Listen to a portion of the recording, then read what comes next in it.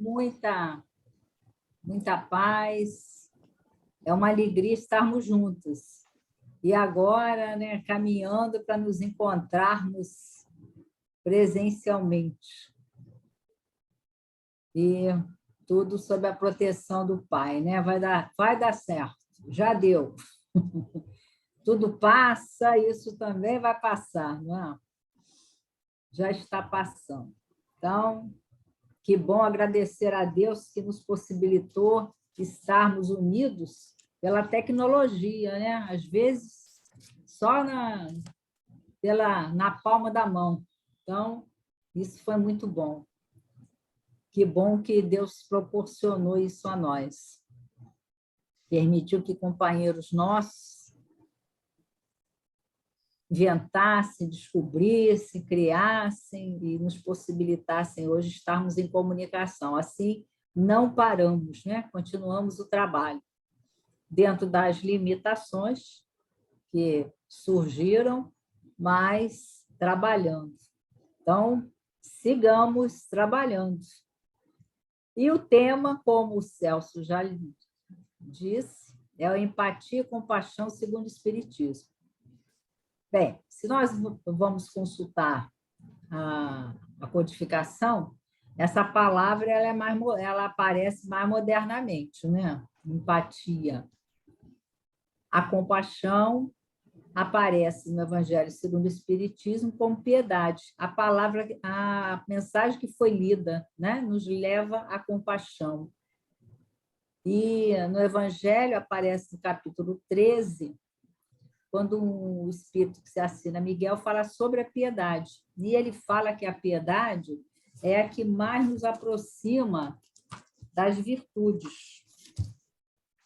Ele diz assim, a piedade é a virtude que mais nos aproxima dos anjos. É a irmã da caridade que vos conduz a Deus. E aí ele na comunicação, que Kardec coloca como instrução dos espíritos, ele fala o tempo inteiro para que nós abramos o nosso sentimento, a nossa emoção, à piedade de nossos irmãos, né? E no final, no último parágrafo, ele nos convida à ação, né? A levar a esperança, a levantar o caído.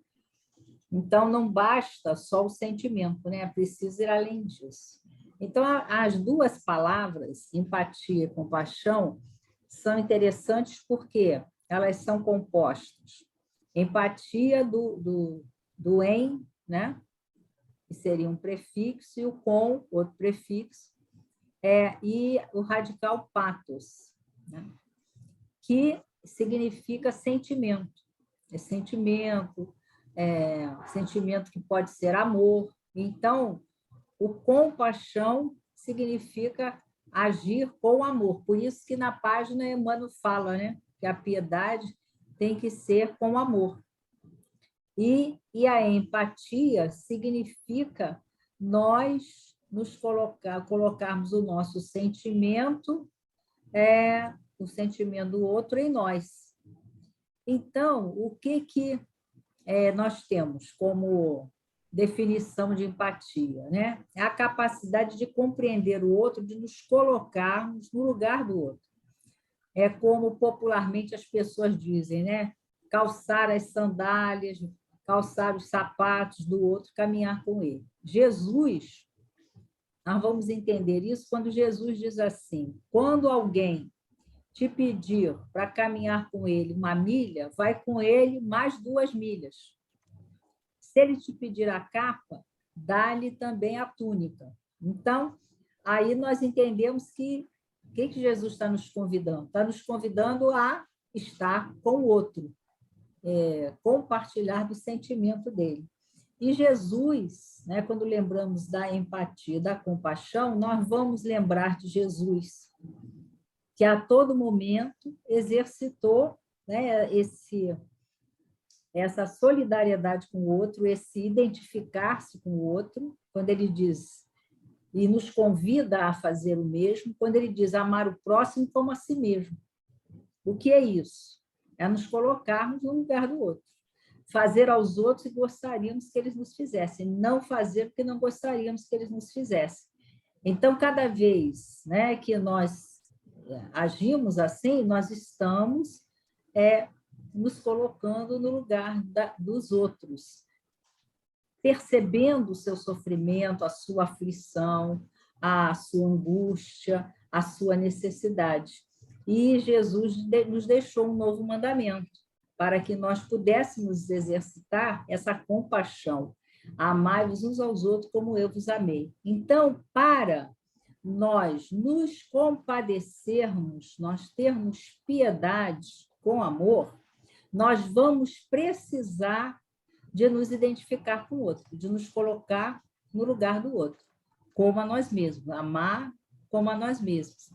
E aí nós temos, né, a máxima do Espiritismo, que é fora da caridade não há salvação. Então, nós vamos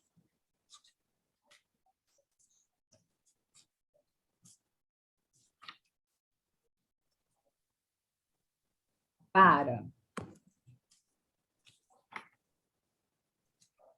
vamos lembrar a parábola do credor incompassivo. Como é que Jesus falou da compaixão? Ele nos mostrou através de parábolas. Na parábola do credor incompassivo, vocês lembram dele? Aquele que devia uma grande soma de dinheiro, né? Devia 1.000 talentos ao patrão dele, e foi lá pedir, não tinha como pagar.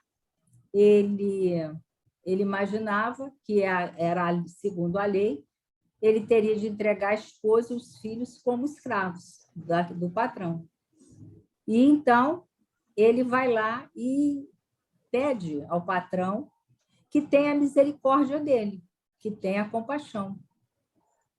E pelas necessidades dele, pela família, e o Senhor, não é? Segundo a parábola, exercita a sua misericórdia e dá-lhe o perdão da dívida.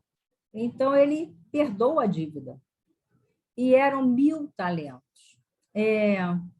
Pastorino, estudando essa parábola, ele nos diz que um talento valia 6.000 denários. Denário era o menor valor. Um talento valia 6.000 denários. Agora, imaginemos, a dívida dele era de 1.000 talentos. Vezes 6.000 denários, eram 6.000 milhões de denários, né? E aí, ele encontra um companheiro de trabalho que lhe devia 100 denários. 100 denários. E ele cobra dele a dívida, ele diz que não tem como pagar, repete a mesma frase que ele teve para com o Senhor, ele diz para ele que ele tem a misericórdia dele, que ele vai pagar, mas que ele naquele momento não podia. E como ele vai, por isso é a parábola do credor incompassivo, que não tem compaixão. Como ele vai agir? Ele chama, né, as pessoas com essa função para que levem à prisão aquele companheiro. Aqueles que perceberam, testemunharam o fato, fazem o quê? Levam ao Senhor o relato do que acontecera. E nesse relato, o Senhor, então, chama o servidor a quem ele perdoou a dívida. E diz para ele, você não estava na obrigação de perdoar a dívida dele? Já que eu perdoei a sua? E ele não tem resposta, evidentemente, então o Senhor manda que o prendam, né? Então, a parábola nos diz o quê? Nós estamos obrigados a ter a compaixão que os outros têm por nós. É interessante que Emmanuel, numa mensagem, ele nos diz que nós tenhamos Eu vou ter que colocar o fone aqui, gente, porque tá barulho de animal aqui. Levar os cachorros para passear.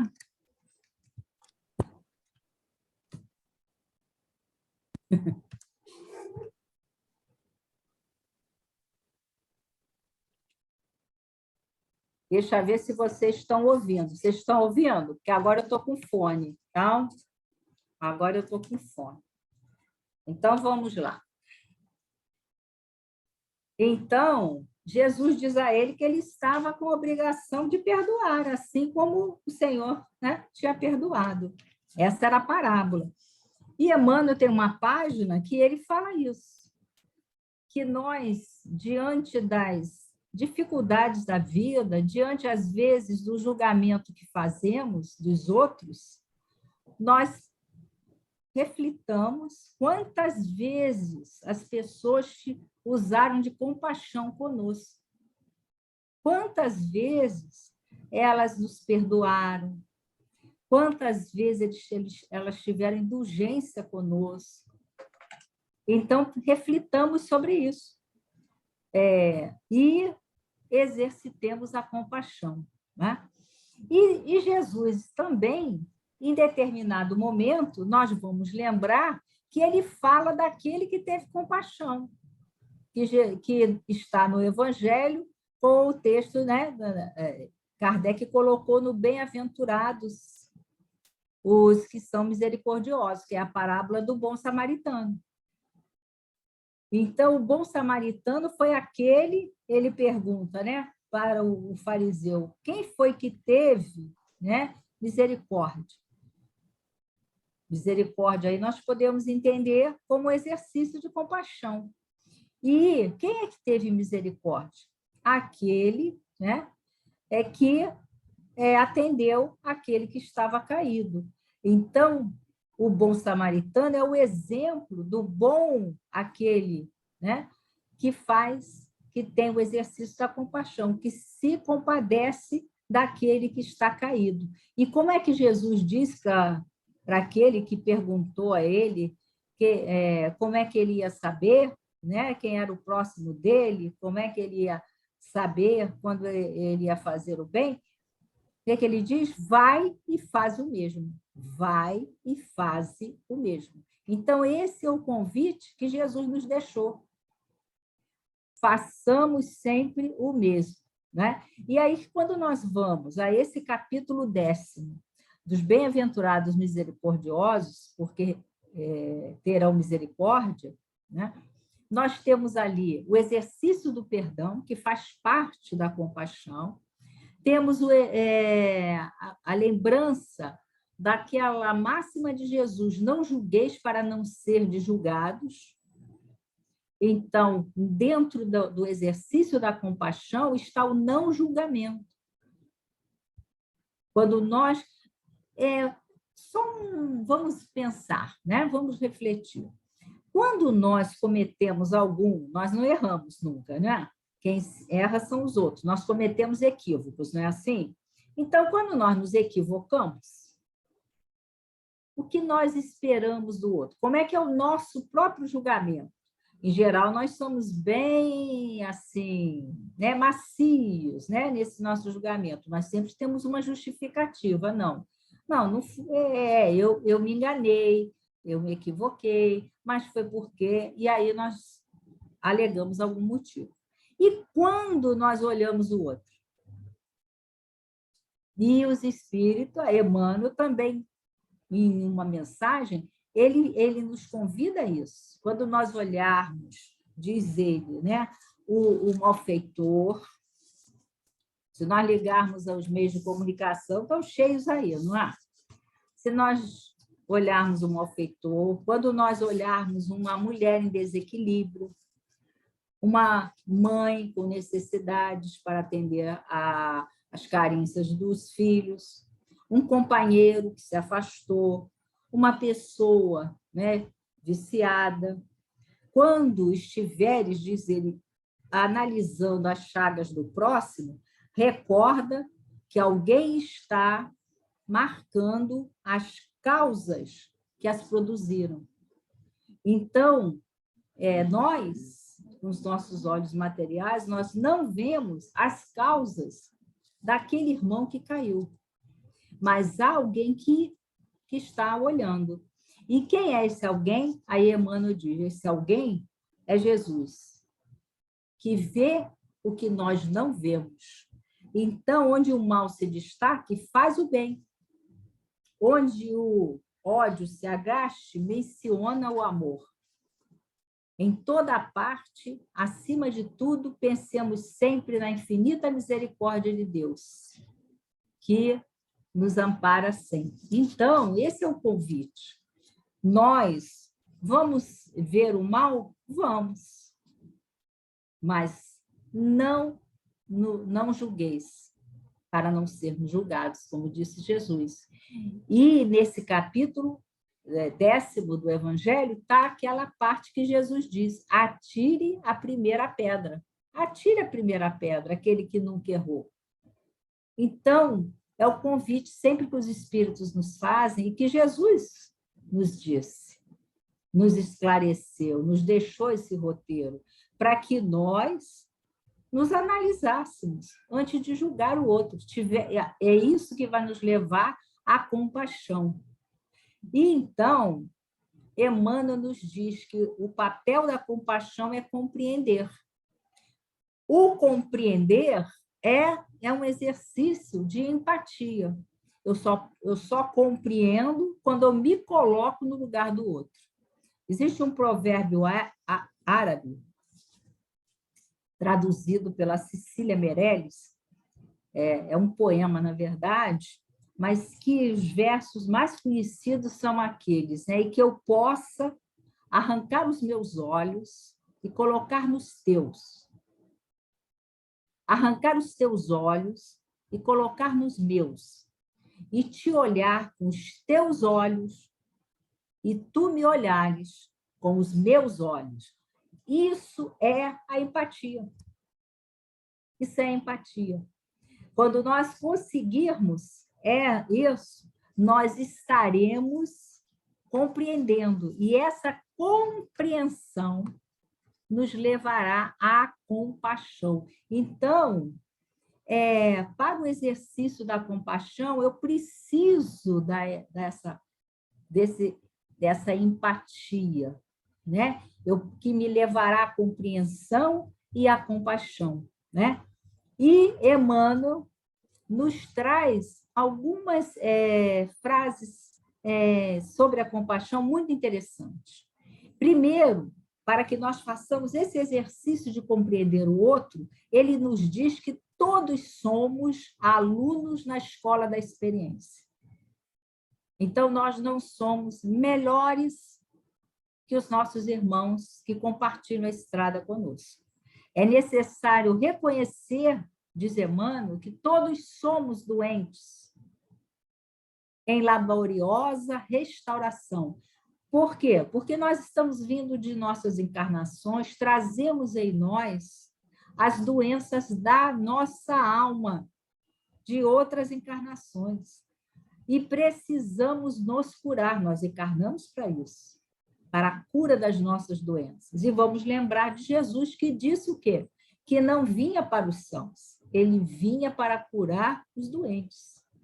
Então, por isso que ele diz, né? Nós somos todos enfermos pedindo alta. E nós que estamos aqui nessa tarde, nós estamos gritando por alta, não é? Nesse exercício que fazemos de atender, de estender os braços, de abraçar, nós estamos pedindo alta ao Senhor. Estamos na enfermaria do Senhor pedindo alta. E aí, Emmanuel diz, compadeçamos-nos, a fim de que saibamos auxiliar.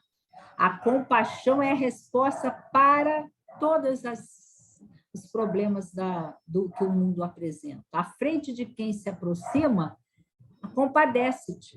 Meimei diz assim, compadece-te sempre, em qualquer circunstância, em qualquer situação, diante dos ofensores, diante dos desvalidos, diante dos aflitos, diante dos violentos, dos agressores, dos ofensores, compadeçamos-nos. A compaixão é a resposta. A quem compaixão, então, é na terra a resposta. E, então, Emmanuel tem uma mensagem no livro que tem por título Opúsculo, olha que interessante. E ele pede que nós nos compadeçamos. E eu achei muito interessante essa mensagem, porque ele fala de coisas assim que nós não pensamos, né? Ele convida que nós nos compadeçamos da terra, da água, da lâmpada, que é um objeto, né, artificial que nos dá luz. Da fonte, da erva, dos animais, da lavoura, da estrada, da família, da tua habitação. E olha que interessante, ele vai juntando as pessoas com a natureza, do corpo, do jardim, do vizinho. E é assim, se nós pensarmos, ele não fez, não destacou por critérios? Não, ele fez tudo junto. Como nós sabemos, tudo se encadeia no universo e tudo está ali, né, se movendo junto. Do pai, da mãe, do filho, dos irmãos, da criança, do amigo, do doente, do chefe, do estrangeiro, do empregado, dos errados, dos bons e dos maus. Então, compadeçamos-nos sempre. De quando em quando, rememoremos que existem aqueles que se compadecem conosco sempre. Por isso que ele diz, na terra todos somos necessitados de compaixão. E por isso que Jesus nos convidou a nos amarmos uns aos outros. É o único mandamento que Jesus nos deixou. Ele reforçou e reiterou o decálogo, os mandamentos de Deus. Disse que nós cumpríssemos. Mas acrescentou outro: amai-vos uns aos outros como eu vos amo, e em outros momentos como eu vos amei. Né? Então, olhem que interessante. No livro Deus Aguarda, o título é interessante, não é? Da Meimei, pela mediunidade do Chico, ela tem uma história muito interessante. Aula de Compaixão. Interessante o título, não é? Aula de Compaixão. E como é que é essa história? A história é a seguinte: é um diálogo, né, entre um aluno e o mentor. E o aluno, então, pergunta a ele, né, se existirá algum processo para que nós aprendamos compaixão rapidamente, um processo fácil, é a maneira como ele faz. Como é que nós possamos instalar com facilidade, porque é isso que nós buscamos, né? Nós queremos sempre a facilidade, se fosse fácil, né? Mas nunca é. Então, olha só, a historinha da Meimei traz, então, a pessoa como nós. Professor, existe algum processo pelo qual possamos instalar facilmente, gostaram do advérbio? Compaixão por dentro de nós? Se fosse assim, né, fazia assim. Pronto. Virei, né, me tornei um compassivo. Ia ser bom, não ia ser bom? Ia ser uma beleza. Aí nós íamos já sair daqui dessa reunião, né, já compassivos diante de tudo. Já viu isso, né? Um processo fácil. O que o mentor responde para ela? Amigo, a compaixão é fruto de discernimento. E aí ele vai lembrar, eles estão no plano espiritual. Ele vai lembrar que quando eles estavam no mundo, eles passaram pelas experiências, e essas experiências é que deram a eles o discernimento. Então, o que ele está dizendo? Nós precisamos viver, ter experiências da vida. São as experiências da vida. Olha só, eu estou aqui com a cabecinha branca, estou vendo ali uma jovenzinha sorridente, olha só, né? Tem diferença, não tem diferença? Não, olha só, não significa que a pessoa de cabeça branca seja melhor que o outro. Não, às vezes o outro que tem 10 anos é muito melhor, né? Está lá no livro dos Espíritos. O filho, às vezes, é muito superior ao pai. Não é isso, não. São experiências vividas na existência. Essas experiências que são únicas. Ninguém vai viver as experiências que eu vivo, nem vai ter a reação que eu tenho. Mas as experiências que cada um de nós tem é que vai ter discernimento. Por isso que a mãe, diante do filho, age diferente de quando ela é avó com o neto. Que ela diz que quando ela chega à avó, né, acho que tem essa felicidade, como eu, ela já adquiriu o quê? Um discernimento. Não é que ela não tinha discernimento com a mãe, mas ela era a experiência de vida dela. Quando mãe, ela tinha 20, 30 anos. Agora ela está com 60. Então, as experiências da vida vão nos dando esse discernimento. E cada um de nós aqui, mesmo jovens, vamos lembrar. Eu lembro dos meus filhos, né, que são adultos jovens, e que dizem assim, nossa, quando eu tinha 15 anos, quando eu tinha 20 anos, né? Nós já conseguimos fazer isso. Então, o mentor diz para ela, olha, a compaixão é fruto de discernimento. Aí ele fala que é preciso a experiência da vida, que vai nos levar ao quê? Àquela lição de Jesus. Atire a primeira pedra àquele que nunca errou. Olha da onde que nós tiramos o discernimento. Nós aprendemos que nós também erramos. Por isso que a compaixão é fruto do discernimento, né? E aí, olhem que interessante. A mesma Meimei, ela tem várias mensagens sobre compaixão, é muito interessante. Ela vai no livro Esperança e Vida, ela vai nos falar de ensaios de compaixão. Então, ela começou com a aula, né? Com a aula da compaixão. Agora, ela vai para o ensaio. Como é que vamos fazer? Como é que nós vamos ensaiar isso? Então, a mesma coisa. Aluna e mentor. E a pergunta: por que eu tenho facilidade de ver o mal nos outros? Eu vejo o mal nos outros com uma facilidade. E que não é com a mesma facilidade que eu vejo em mim. E aí o mentor diz para ela, filha, o aperfeiçoamento é obra de muito esforço. Olha como é que uma história complementa a outra, né? É obra de muito esforço, porque ele tinha falado na outra história que precisava o quê? Viver as experiências. É obra de muito esforço, em longo tempo.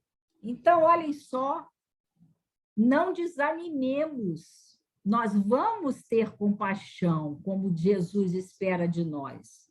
Ainda não conseguimos agora, mas já vamos ensaiando. Vamos fazendo os ensaios de compaixão.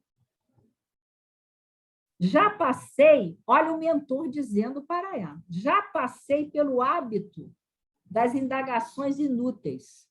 Quer dizer, ele está dizendo, eu também já fiquei olhando para a vida dos outros. E só consegui a superação desejada, colocando-me, olha a empatia aí, no lugar dos irmãos que supomos errados. Então, nós só conseguimos chegar à compaixão se nós nos colocarmos, tivermos empatia, nos colocarmos no lugar do outro. Lembra de Emmanuel dizendo? Jesus sabe a causa? Nós não sabemos, mas nós podemos pensar assim. Ele está com alguma dificuldade. Ele está com alguma dificuldade.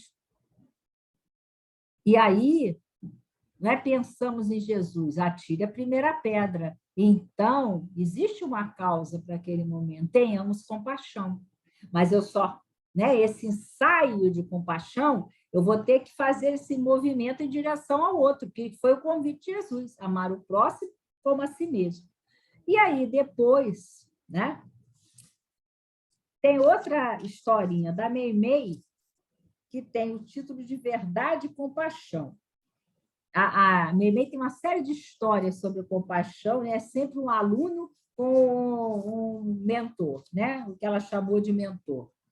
E aí ela pergunta assim, o aluno, sabe o amigo, que devo fazer para sentir a compaixão?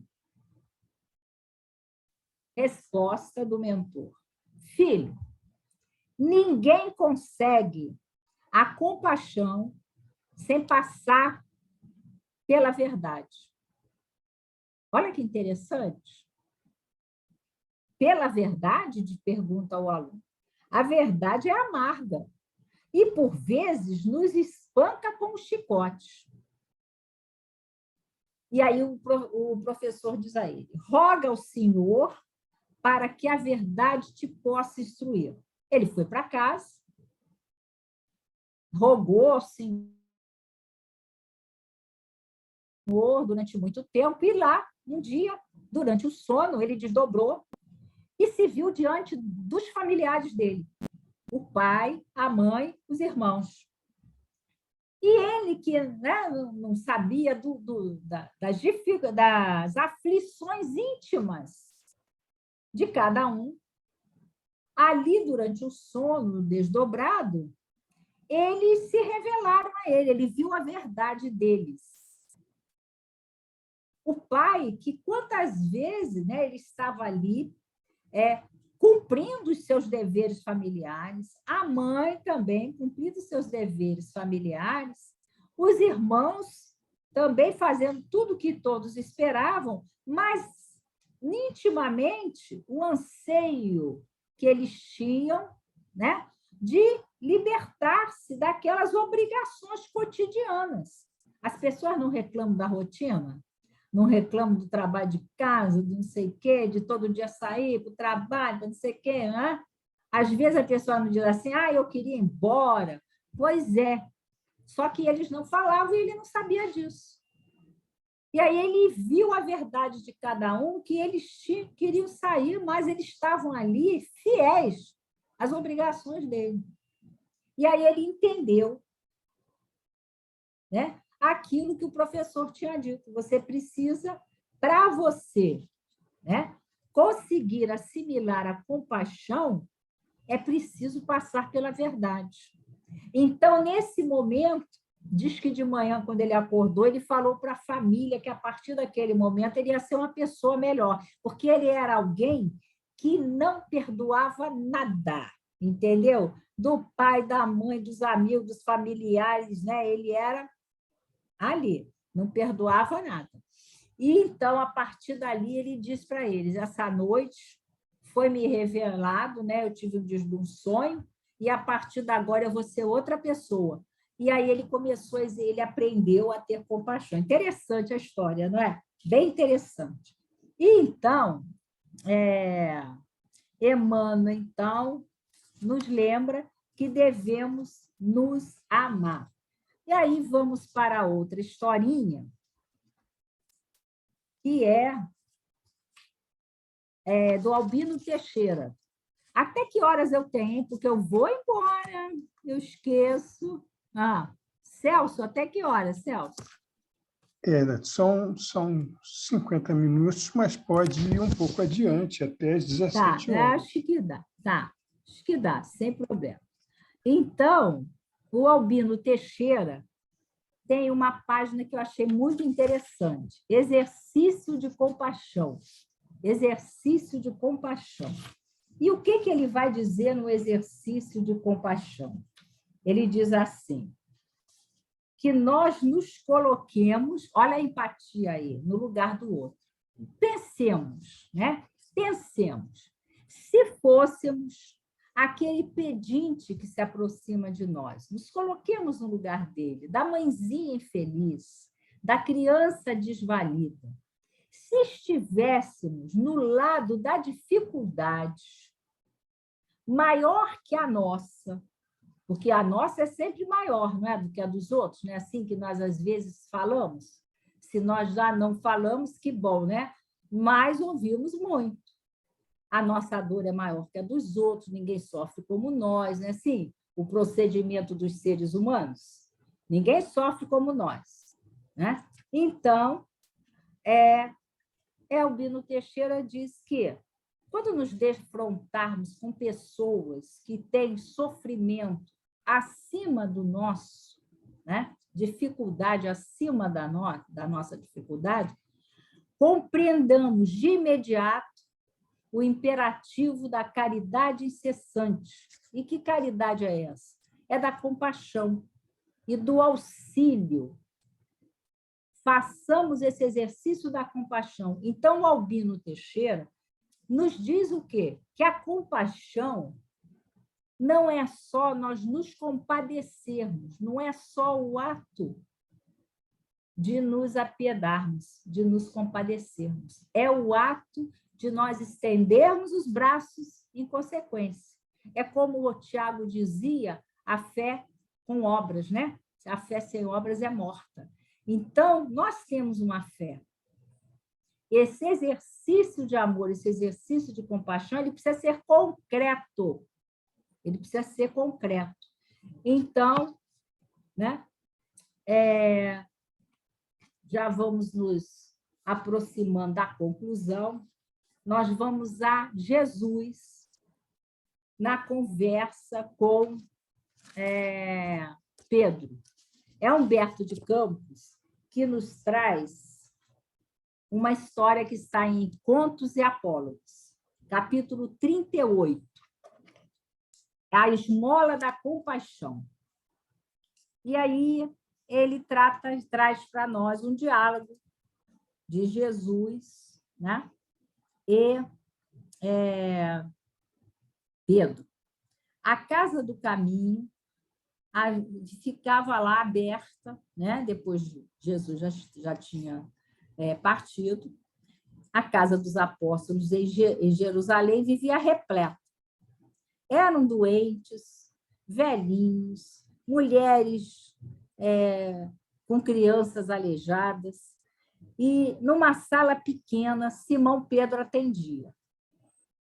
Fosse, porém, pelo cansaço físico, diz Humberto de Campos, ou pelas desilusões no contato com as hipocrisias do mundo, Simão Pedro aparentava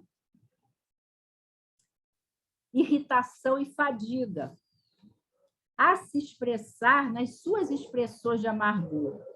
E aí ele conversava com aqueles que o ajudavam ali. E ele gritava, diz Humberto de Campos, observa aquele homem que vem lá, de braços secos e distendidos. Aquele é Roboão miserável que espancou a própria mãe numa noite de embriaguez. Não é justo, então, que sofra as consequências? Pedro é ótimo, né? Pedro é como nós somos. É exatamente como nós, né? Ele avalia como nós avaliamos. E pedia, então, para que o enfermo não lhe ocupasse o tempo. Despachava o enfermo. Logo após, chegou mulher feridenta. Que procuras, infeliz? Olha Pedro, hein? Gozaste no orgulho e na crueldade durante longos anos. Muitas vezes ouvi-te um riso imundo à frente dos escravos agonizantes que espancavas até a morte. Fora daqui, fora daqui. E, ao desmandar-se nas indisposições de que se via tocado, em seguida bradou para um velho paralítico. Como não te envergonhas de comparecer no pouso do Senhor, quando sempre devoraste o dinheiro das viúvas e dos órfãos? Tuas arcas transbordam de maldições e de lágrimas. O pranto das vítimas é grilhão nos teus pés. E por muitas horas, diz Humberto de Campos, ele ficou assim, atendendo as pessoas e despachando. Quando o sol desaparecera distante e a névoa crepuscular invadir o suave refúgio, modesto viajante penetrou o estreito cenáculo, exibindo nas mãos largas nódoas sanguinolentas. No compartimento, agora vazio, apenas o velho pescador se dispunha à retirada, suarento e abatido. O recém-vindo, silencioso, aproximou-se e tocou-o docemente. O conturbado discípulo do Evangelho só assim lhe deu atenção, mas ainda impulsivo. Quem és tu, que chegas a estas horas, quando o dia de trabalho já terminou? E porque o desconhecido não respondesse, insistiu. Havia-te sem demora, dize depressa que vens. Nesse instante, porém, deteve-se a contemplar as rosas de sangue que desabotoavam naquelas mãos finas e belas. Fitou os pés descalços, dos quais transpareciam ainda vivos os rubros sinais dos cravos da cruz. E ansioso, encontrou no estranho peregrino o olhar que refletia o fulgor das estrelas. Perplexo e desfalecente, compreendeu que se encontrava diante de Jesus. E, ajoelhando-se em lágrimas, gemeu aflito: Senhor, Senhor, que pretendes de teu servo? Foi então que Jesus afagou-lhe a atormentada cabeça e falou em voz triste: Pedro, lembra-te de que não fomos chamados para socorrer as almas puras. Venho rogar-te a caridade do silêncio, quando não possas auxiliar. Suplico-te, para os filhos de minha esperança, a esmola da compaixão. O rude, mas amoroso pescador de Cafarnaum mergulhou a face nas mãos calosas para enxugar o pranto copioso e sincero. Quando ergueu de novo os olhos para abraçar o visitante querido, no aposento isolado, somente havia a sombra da noite que avançava de leve. Que nós possamos atender ao convite de Jesus e amarmos-nos uns aos outros. Emmanuel tem uma página que ele fala da compaixão que devemos ter para todo aquele que se aproxima de nós, mas para não esquecermos dos mais íntimos, nossos familiares, nossos amigos.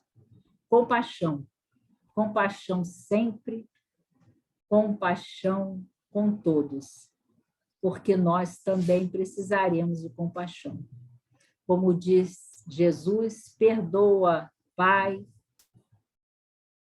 para que, Ele possa perdoar, nós precisamos perdoar. Compadeçamos. É um exercício e nós já começamos, sigamos, então, o convite de Jesus. Temos de vencer o que Paulo dizia, o chamava de bom combate, a nós mesmos, não julgando e perdoando. Que Jesus nos abençoe. Graça, muito obrigado.